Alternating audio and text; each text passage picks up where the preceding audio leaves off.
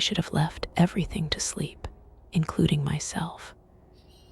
The nursing home was deep in the mountains, a 40-minute drive from the nearest gas station.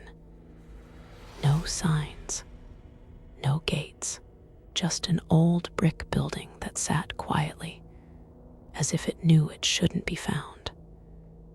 I'd been working the night shift here for a week, not because I liked the work, but because I needed the money and because I thought it was just a normal place, until I realized that here, night never really passed. There was a clock on each patient room, but after 2:57, the minute hand never aligned. One night I saw 3 clocks reading 3:06 for 20 minutes straight. The first week, I just felt weird. By the second week, I was starting to get scared. The first person to tell was Mr. Reyes, almost completely unconscious, only able to respond when changing bandages. But that night, as I turned off the bedside lamp, he opened his eyes and looked at the ceiling and whispered, as clearly as if he were waiting for me to hear, "She only leaves when I stop breathing." 3 nights later, it was Mrs. Carroway's turn. When I pulled the curtains back, she didn't look at me, just at the empty space behind my shoulder, and said the same thing, word for word, at the same rhythm, at the same delay after I had finished the procedure.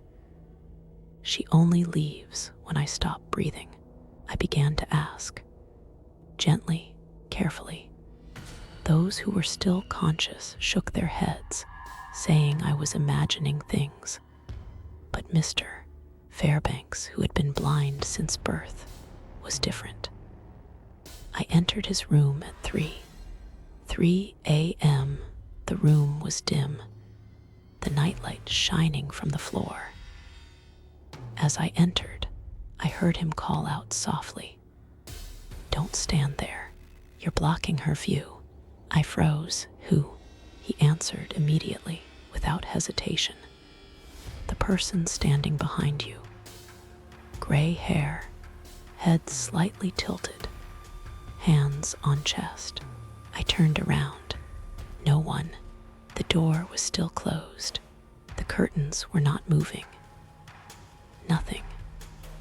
But there was a long trail of steam on the window, sliding down from the glass, as if someone had just breathed, very close. I told him about it at the change of shifts. The head nurse looked at me longer than usual, then said, "Are you sure he can't see? The medical records say it's completely blind." So who taught him to describe? Exactly the face of someone who never existed here. That night's shift began like any other night, so quiet that the scratching of a mouse's claws in the walls was audible. I checked the room temperature, took my pulse, changed the IV bag. Everything was fine. But around 3 a.m., I found myself counting breaths, not the patient's, my own. The air grew thicker. It was as if the hallway had been extended a few feet without my noticing. I passed room 7, where Harold was being treated after a stroke.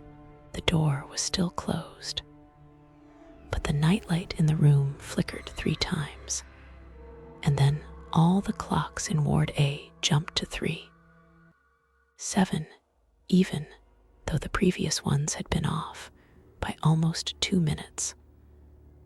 I opened Harold's door. He was dead. No convulsions, no struggles, just lying there, hands still, eyes half open as if looking at something at the end of the bed.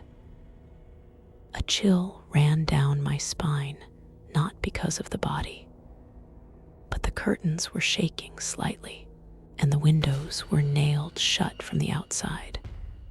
I noted the time of death, 3:07. I was about to step out and call for help, but as I opened the hallway door, I heard footsteps leaving. Soft, very soft, not hurried, but steady. I ran out to look. No one. I checked the hallway camera again. There was no central surveillance system here, just a single infrared camera placed right at the intersection of areas A and B, recording the tape on a memory card inserted in the drive. I rewound it. 3:06:42. The hallway was empty. 3:07:1. A figure in a gray uniform, long silver hair, stepped into the frame. She didn't turn her head, didn't look at the camera, just walked straight toward room number 7. I waited, fast forward the tape for the next 30 minutes. No one came out. I looked closely at the frame. The face was obscured by the light, but I remembered the pose, because it was the pose that Mr. Fairbanks, the blind man, had described. I retrieved the clinical diaries of the other patients. At least 5 in the past 2 months had mentioned the gray-haired woman just before they died, but they had not written anything down. They had not signed. They had just spoken and then stopped breathing. The next day, the head nurse didn't show up. No call, no notice. No one knew where she was. Management said maybe emergency leave, but there was no leave slip. Her phone was off. The internal chat account had cleared her shift history from 2 weeks ago, as if she had never worked here. I was on the night shift alone. No shift change. No response from the system. I tried calling the desk number in the head nurse's office again.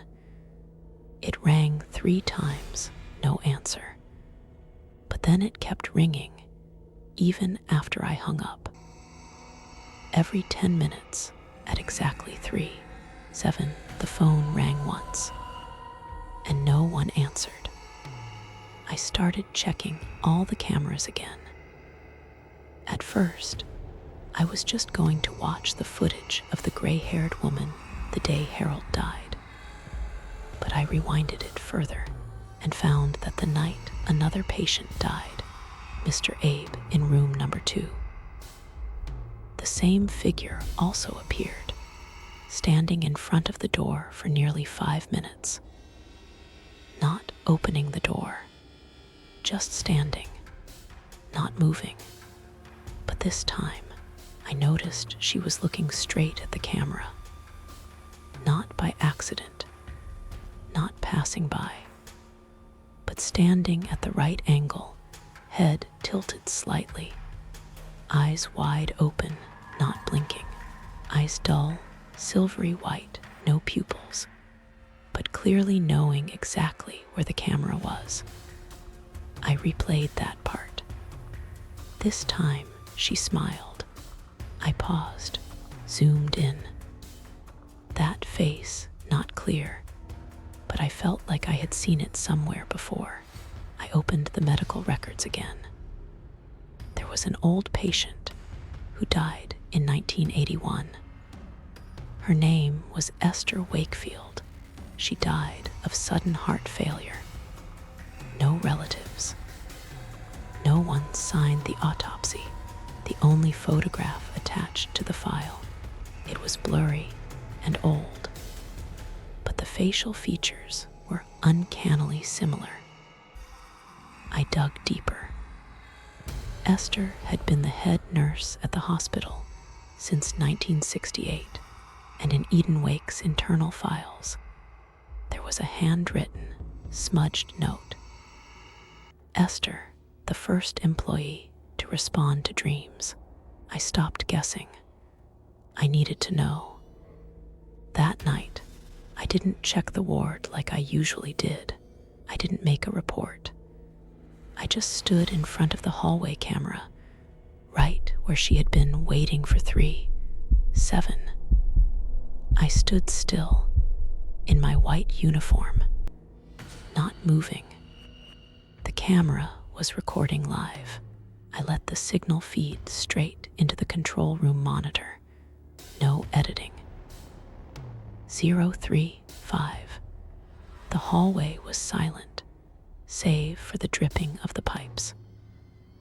036. The hallway lights flickered for the first time, not completely off, just dark as if holding their breath. 037. No bell, no footsteps, just the feeling I wasn't alone. I turned slowly toward the camera, and I saw her, standing right next to me.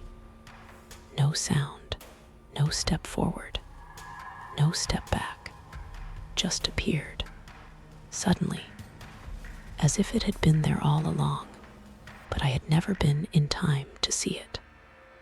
Long gray hair, hands clasped in front of the stomach.